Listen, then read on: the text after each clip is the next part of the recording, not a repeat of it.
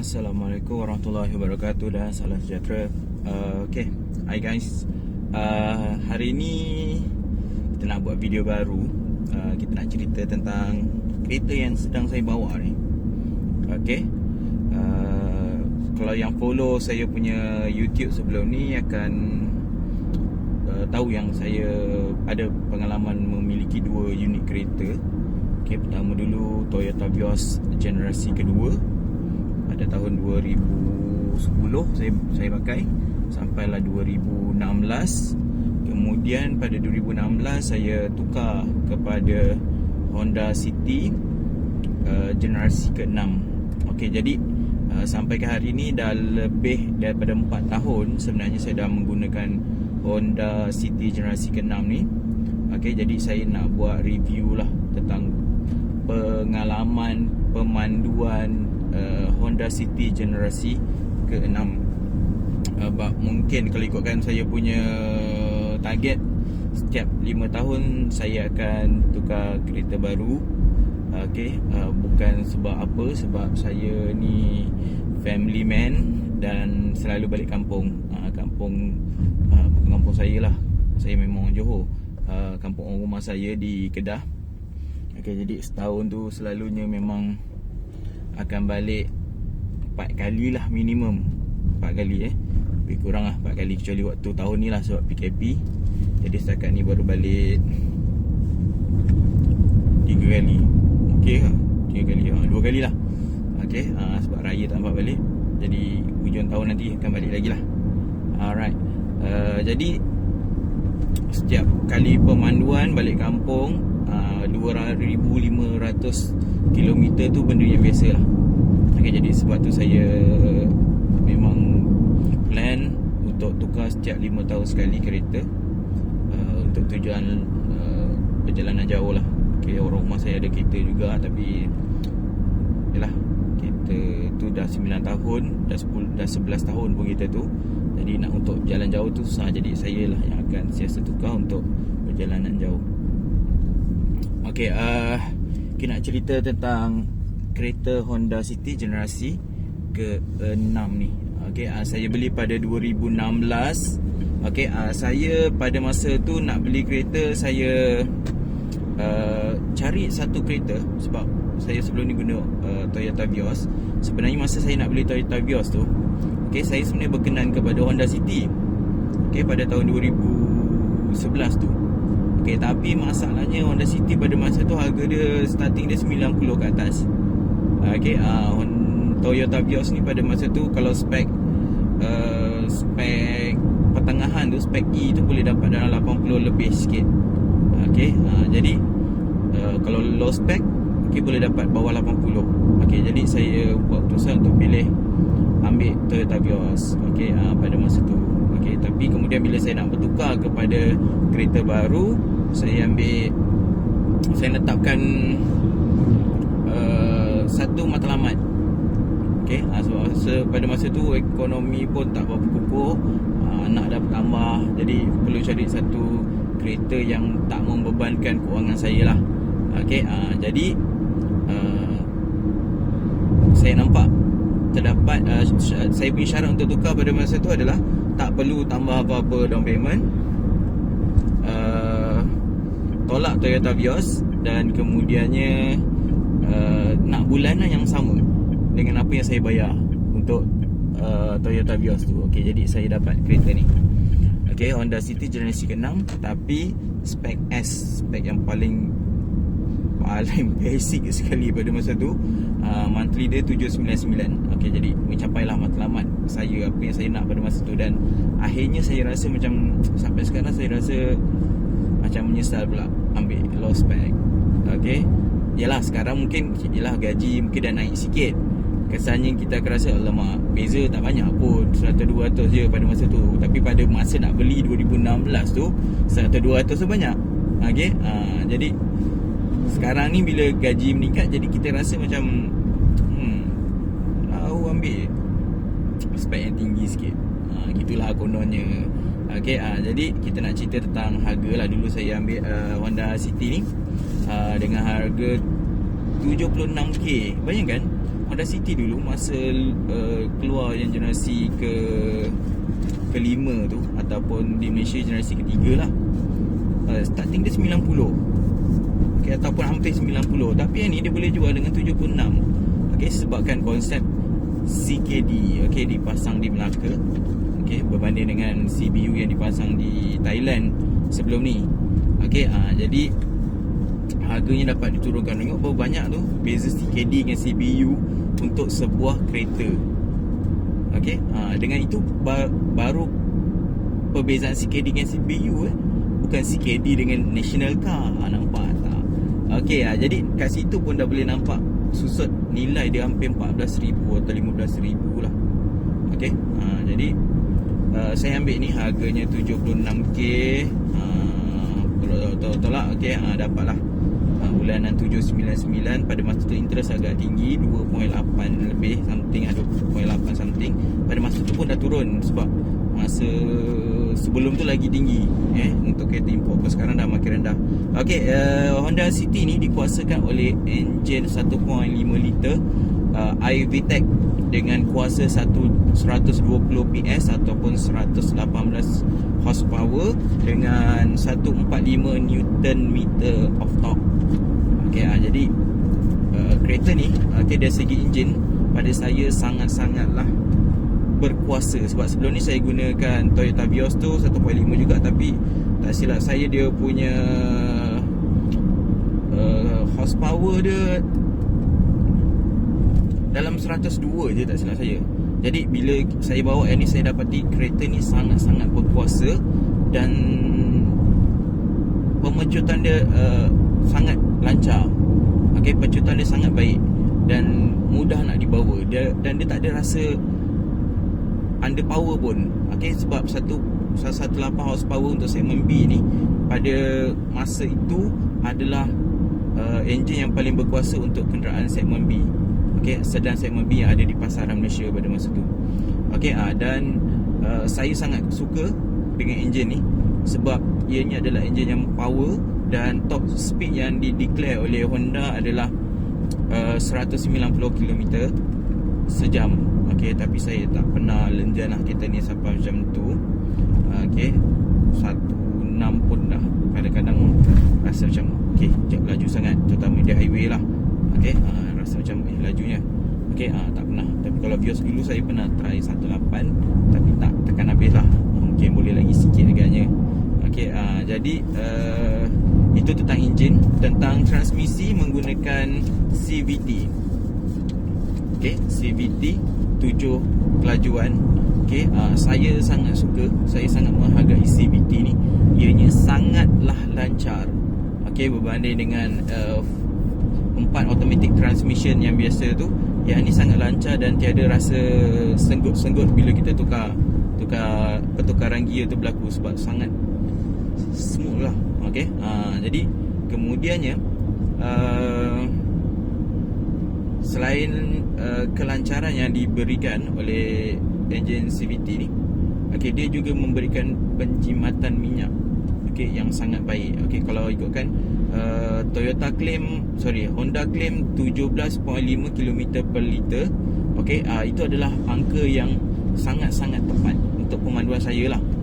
Okay, biasanya kalau saya tengok yang ni pun, okay, 17.0 km per liter untuk jarak 1859. Okay, tu dia hampir-hampir dia claim di 17.5, tapi kalau anda bawa kereta ni di highway dengan kelajuan nasional 110, okay, anda boleh dapat sehingga 20 km sejam di highway. 20 km per liter di highway. Dan ianya sangat menjimatkan. Sebenarnya sangat jimat berbanding dengan Toyota Vios yang saya guna sebelum ni. Toyota Vios sebelum ni mungkin dapat 14 macam gitu lah, okay, untuk purata dia. Tapi yang ni boleh dapat 17. Dan ia sangat jimat minyak, dan saya sangat suka dengan kombinasi antara enjin dan juga transmisinya. Okay, tapi kalau ikutkan rekod dalam grup di Facebook, okay, dikatakan bahawa transmisi CVT ni akan ada masalah nanti. Okey, akan ada masalah. Kadang-kadang dia rosak lah, senang cakap. Okay, kalau ikutkan dalam Facebook tu, dia kata sampai berbelas ribu jugalah. Okay, bayangkan kalau warranty tak ada, warranty dah habis, anda dah buat benda-benda bukan-bukan. Okay, dan selalunya dia kata jadi dalam tempoh tahun kelima tu, waktu warranty tu habis. Seram tak? Okay, jadi satu transmisi yang sangat efisien, lancar, tapi ada risiko-risikonya lah. Okay, dan saya suka bila kita nak memotong tu dia cepat. Kuasa tu diberi pantas, pertukaran gear tu pantas, dan kita dapat memotong dengan yakin. Dan sebab kadang-kadang bila kereta 4 transmission yang biasa tu, kadang kita tekan tiba-tiba dia mengaum. Okay, kadang mungkin lebih tekan dia jadi mengaum, dan dia lah pada kelajuan kita yang agak tinggi, bila kita nak motong pula, okay, dia mengaum, jadi tak confident. Okay, itu dari segi transmisi. Okay, kemudian kita pergi kepada penyimatan minyak dah. Okay, kira spek. Okay, kenapa saya rasa saya sedikit menyesal lah. Okay, sebab saya beli low spec. Okay, sekarang ni keadaan renyah-renyah Adakah boleh dengar sekarang ni? Okay, ada orang kata bumbung Okay, kalau hujan yang menitik-nitik tu bukan hujan lebat, hujan menitik, dengar bunyi menitik satu-satu. Punyalah kosong dia kata atas ni. Dia orang kata lah, saya pun kadang-kadang perasan, kadang-kadang tak perasan. Okay, terutamanya kalau waktu hujan lebat tak berapa nak perasan lah, sebab memang bising pun kan. Okay, waktu hujan menitik, kita akan rasa macam ni petnya bumbung ni. Okay, dari segi spek lah. Okay, saya kira lah dekat showroom ada satu design je yang ada. Okay, dia mungkin ambil yang selalunya showroom akan ambil full spec lah untuk dipamerkan di situ. Dan kita pun tengok yang full spec. Okay, jadi bila saya tengok, okay lah, cantik lah. Tengok ada pemband kat belakang. Okay, okay lah, bila salesman pun nak terangkan kita yang basic spec ni tak ada banyak benda tu dia nak cerita. Okay, tapi bila saya dapat kereta ni, pertama yang saya kecewa adalah cluster meter dia. Okay, ya Allah, dia bagi, inilah satu spek yang lain daripada cluster meter yang lain. Okay, spek-spek lain. Dan ianya sangat menyedihkan lah, ibarat kereta tahun 2000 punya style lah. Okay, walaupun ada sedikit lah. Okay, 2 inci kot dia bagi ni, 2 dan 1 inci. Dia punya digital, yang lain semua analog. Okay, dan dianya sedikit memalukan lah. Kadang-kadang bila kita tunjuk, orang kata ni kereta apa, meter dia macam gitu kan.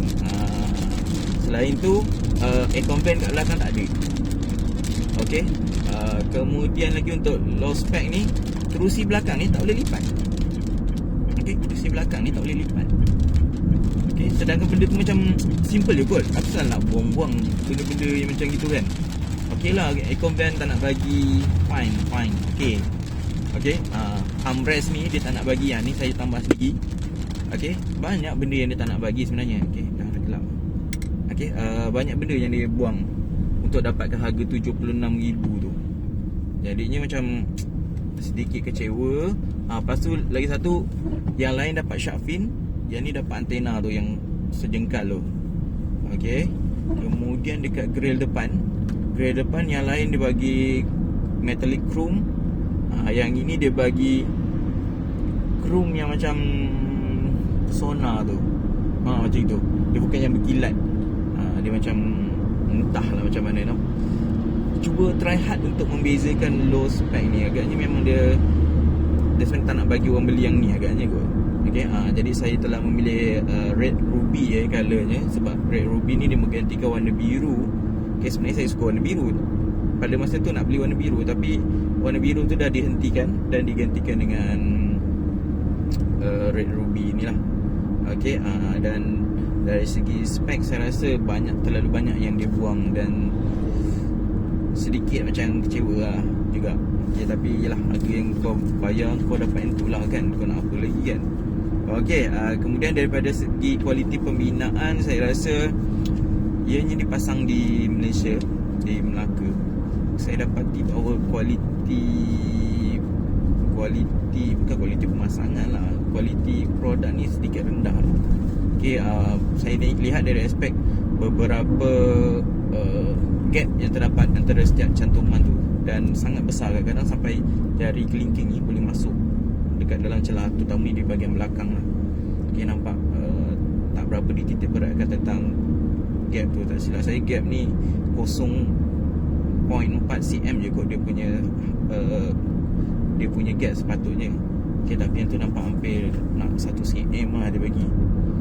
Okay, kemudian tentang kekedapan bunyi, saya rasa kereta ni sangat tak kedap bunyi. Okay, sebabnya boleh dengar sekarang ni. Okay, ini pun bersyukur lah kalau tak berapa nak dengar. Okay, sebab dulu masa tayar yang mula dia bagi tu, lagilah bising, sangat bising.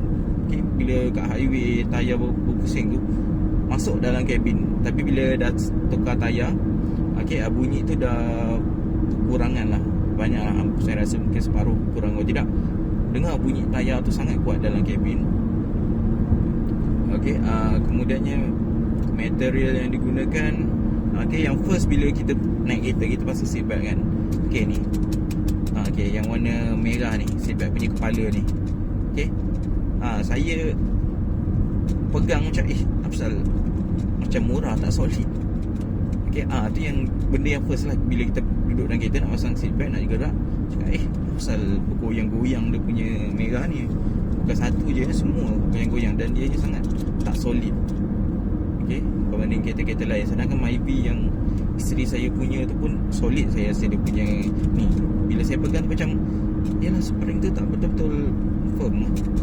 Okay, dia buat bunyi-bunyi gini. Okay, jadi banyaklah detail-detail lain yang kita rasa kurang kualitinya untuk kereta yang dipasang di Malaysia ni. Okay, bukan nak cakap kualiti pemasang kita tak bagus. Maksud saya, vendor yang membekalkan tu mungkin mengurangkan sedikit kualiti barang-barang dia. Okay, kemudian bila kita cuci kereta, okay, masa saya guna Vios dulu, kalau saya cuci, saya ni jarang hantar cuci kedai, dan saya ni jarang juga cuci kereta lah, senang cakap kan. Okay, bila cuci tu, kita gosok-gosok, tenggelam body dia, terutamanya di bahagian depan. Banding dengan Vios dulu, cuci kita akan perasan bahawa body tu tenggelam. Maksudnya kualiti besi yang digunakan tu sebenarnya mungkin sedikit rendah, ataupun mereka sengaja mengurangkan kualiti supaya impact, bila berlaku kemalangan, impact tu akan menyerap lah. Okay, bila jumpa keras langgar, kita lah mungkin yang akan lebih terkesan. Tapi bila impactnya lembut, okay, kesannya menyerap lah. Mungkin keselamatan kita sebagai penumpang akan lebih baik. Mungkin macam itulah niat dia, kenapa dia buat bodi yang sedikit lembut. Okay, kemudiannya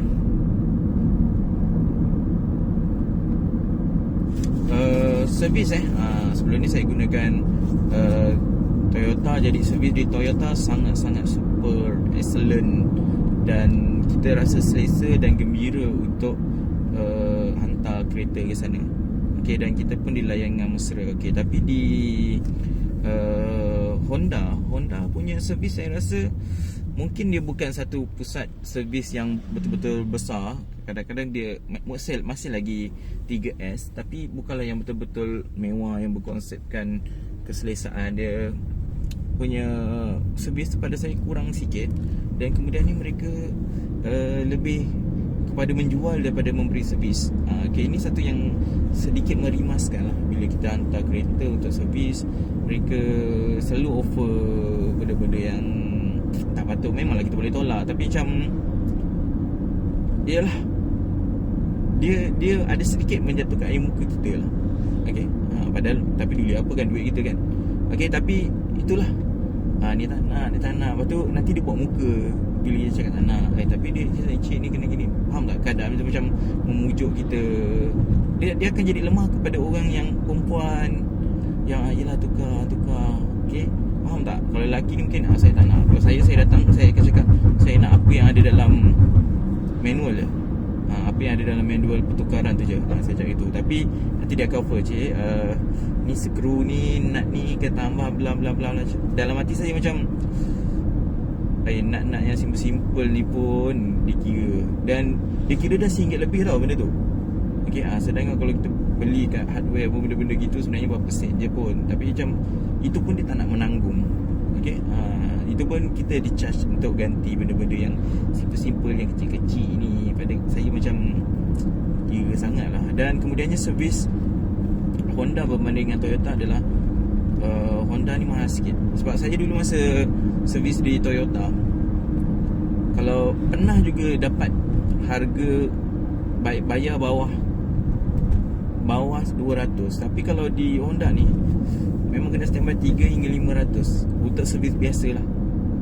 Okay, jadi servis dia sedikit mahal saya rasa. Okay, sedikit mahal berbanding dengan Toyota. Dan servisnya tak sebaik yang terdapat di Toyota. Okay, okay, jadi berbaloi tak beli untuk kereta ni? Okay, pada saya kereta ni sangat berbaloi dibeli. Dia sangat sedap dibawa kerana kuasanya sangat mencukupi. Handlingnya pun juga baik. Kualiti binaannya memuaskan. Dan dia adalah Honda. Dan dia maksudnya kita berada pada satu stage yang lain lah, orang kata kan, Honda. Padahal sama je. Okay, cuma itulah, saya ni secara peribadi lagi suka Toyota. Okay, tapi saya suka Honda ni sebab pemanduan dia yang berkuasa. Tu paling saya suka lah. Dan keduanya adalah jimat minyak. Tu dua benda yang saya suka dengan Honda City saya ni. Dan walaupun kadang saya rindu kepada saya punya Toyota Vios, yang lebih kualiti, yang lebih, ya, tak ada masalah. Saya dah guna Toyota Vios tu 200 km dan tak ada satu pun masalah major yang berlaku. Masalah minor pun tak ada, tak salah saya. Okay, tak ada, tak perlu nak tukar apa-apa pun. Okay, yang ini pun sama juga. Dah baru guna 110 km, 110,000 km dan tiada lagi isu-isu besar. Isu-isu kecil pun tak ada lagi setakat ni. Okay, jadi saya pun berpuas hati sebenarnya. Kereta yang tak banyak meragam, tak banyak isu. Okay, cuma itulah, okay, servis dia mahal sikit lah. Okay, jadi pada saya ianya masih lagi berbaloi sebab dia dah dipasang di Malaysia dan harganya lebih murah.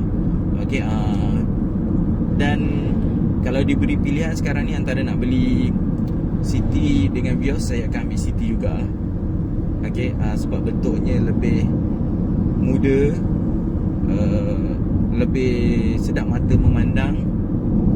Okay, kemudiannya lebih menampilkan gaya dan prestige dia lebih sikit je, okay, daripada Toyota. Okay, dan ianya H lah, senang cakap kan. Okay, jadi itu saja pandangan saya terhadap pemanduan Honda City generasi ke-6 ni. Okay, mungkin ini bermaksud saya mengulas ni untuk kali terakhir ke apa ke, untuk tukar lain ke, tak tahulah. Okay, kita tengok nanti. Tengah usaha juga, tapi tak tahulah. Saya masih sayang juga kereta ni, masih lagi sedap. Okay, itu yang menyebabkan kadang berfikir banyak kali, kereta ni sedap lagi, sangat sedap. Dan saya tak belanjan dia betul-betul kerana nak jagalah kilometer dia. Okay, jadi tengah berfikir sama ada patut tak. Sebenarnya tak patut pun sebab kereta ni sangat bagus, sangat sedap. Okay, jadi berbaloi dibeli kalau yang nak beli. Dan yang second pun saya rasa berbaloi untuk dibeli. Kereta ni sangat sangat meyakinkan. Okay, jadi itu saja perbincangan kita tentang pengalaman saya memiliki Honda City generasi ke-6 ni. Jadi jangan lupa subscribe. Okay, saya ni bukan saja cerita tentang otomotif dalam channel Mawi TV ni, macam-macam benda saya cerita. Jadi bagi yang minat otomotif setakat ni, itulah yang memberi banyak view kepada YouTube channel ni. Okay, alhamdulillah lah, bagi benda-benda ilmiah yang lain orang tak nak tengok pun saya rasa. Okay, jadi itu saja. Jangan lupa subscribe YouTube ni sebab baru 300 lebih, macam sedih lah punya subscriber. Okay, sedangkan view dia agak boleh tahan lah. Okay, jadi kita jumpa lagi dalam video seterusnya. Assalamualaikum.